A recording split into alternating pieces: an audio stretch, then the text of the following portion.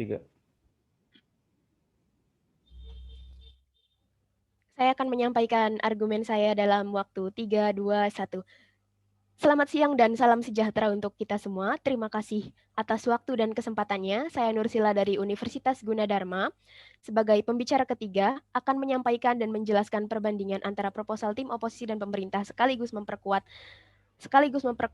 proposal yang telah disampaikan oleh tim pemerintah. Yang pertama, tim pemerintah telah menyampaikan bahwa dalam debat kali ini berasumsi bahwa pemerintah akan memberikan subsidi secara proporsional dengan jumlah dana yang terbatas dan menilik pada kondisi pandemi COVID-19 seperti saat ini. Yang artinya semua struktur harus melakukan penyesuaian anggaran yang terbatas, baik kementerian maupun pemerintah harus memenuhi kebutuhan, di saat pemerintah dan kementerian harus memenuhi kebutuhan elektronik untuk kegiatan belajar dan mengajar dari rumah pada masa pandemi saat ini. Selain itu, tim pemerintah menegaskan bahwa subsidi akan dipastikan diberikan secara proporsional dan berjalan seiring perkembangan prodi. Jika perkembangannya progresif, maka akan ada tambahan baru dana untuk biaya kuliah mahasiswa dan penambahan infrastruktur terkait prodi seperti lab dan lain sebagainya. Sektor pendidikan kita dibutuhkan untuk mempersiapkan angkatan kerja untuk mengisi ruang-ruang industri yang ada. Itulah fakta yang ada saat ini. Lalu selanjutnya adalah prodi-prodi ini memiliki link dan match dengan kebutuhan tenaga kerja yang ada, serta sudah berkontribusi memenuhi kebutuhan tenaga kerja karena keterserapan tinggi di dunia pekerjaan. Subsidi dilakukan dengan dana yang terbatas. Sekali lagi saya tegaskan. Apa akibat yang ditimbulkan dari narasi ini? Akibatnya adalah narasi kepada mahasiswa agar mereka menjadi tertarik masuk jurusan dengan keterserapan yang tinggi dengan adanya subsidi dan fasilitas infrastruktur yang memadai, sehingga nantinya kebutuhan tenaga kerja yang ada menjadi terpenuhi, sehingga pengangguran pun bisa teratasi.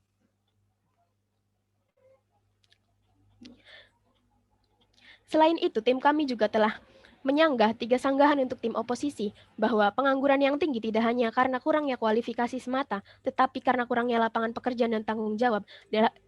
Dan seperti yang kita ketahui bahwa kurangnya lapangan pekerjaan ini bukan hanya merupakan tanggung jawab pemerintah, tetapi juga tanggung jawab semua orang, termasuk tanggung jawab dari orang-orang di mana jurusan yang ditargetkan untuk disubsidi tersebut. Selain itu, fungsi subsidi sendiri ada 3, yaitu membantu, mengapresiasi, dan mengevaluasi. Kita tidak bisa hanya menilik pada salah satu fungsi tersebut. Agar tercapainya subsidi yang sempurna, kita harus menilik kepada ketiga fungsi tersebut.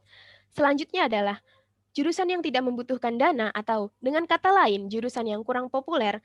Jurusan tersebut biasanya tidak banyak dicari di dalam dunia kerja.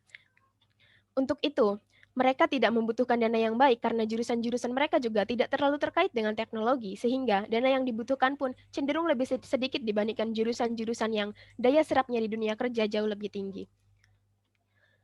Selain itu, kami menegaskan bahwa jurusan baru akan baik-baik saja karena alasan jurusan itu muncul sendiri, karena suatu alasan, karena dibutuhkannya di dalam dunia kerja, maka suatu jurusan muncul.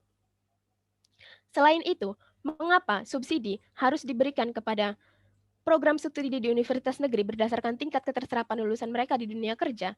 Alasan yang pasti dan paling pasti adalah untuk mencapai keuntungan yang praktis, di mana di saat proposal ini diterapkan, maka bisa sekaligus mengurangi angka pengangguran yang berkurang karena pemenuhan tenaga kerja pun menjadi terpenuhi. Selain itu,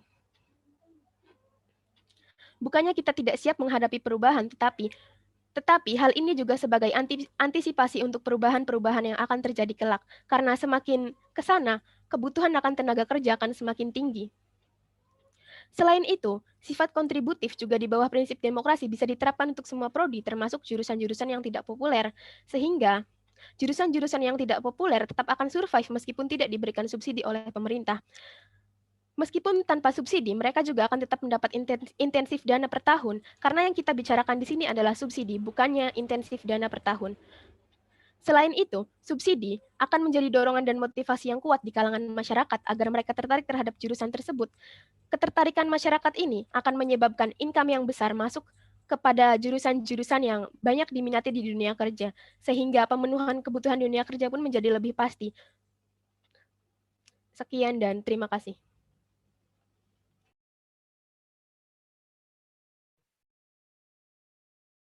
Saya akan mulai pidato saya dalam waktu 3, 2, 1. Baiklah, kepada Dewan Juri yang terhormat, perkenalkan nama saya Rika Del Tubing dari Universitas Gunadarma. Saya ingin memperkuat segala argumen yang telah disampaikan oleh pihak pemerintah. Dewan ini akan mensubsidikan secara proporsional program studi di Universitas Negeri berdasarkan tingkat keterserapan lulusan mereka di dunia maya. Program studi yang keterserapan lulusan di dunia kerja sangatlah penting karena program studi tersebut dapat menjadikan mahasiswa-mahasiswa tersebut dapat membuka lapangan pekerjaan bagi masyarakat-masyarakat yang tidak memiliki pekerjaan. Lalu, jika subsidi hanya untuk masyarakat yang ekonomi menengah ke bawah, maka kita dari pihak pemerintah tidak dapat membantu mahasiswa-mahasiswa yang berpotensi untuk berkontribusi dalam kemajuan negara. Maka dari itu, kami pihak pemerintah membagi subsidi secara proporsional agar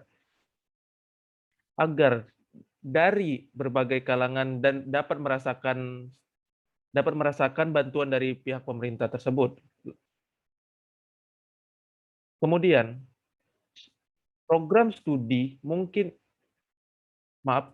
untuk program studi yang mungkin peminat sedikit, akan tetapi mereka akan baik-baik saja. Bukan berarti kami pihak pemerintah tidak peduli dengan program studi tersebut, tapi pemerintah melihat secara realistis, karena dari program studi yang terbukti keterserapan lulusan di dunia kerja dapat membantu masyarakat dalam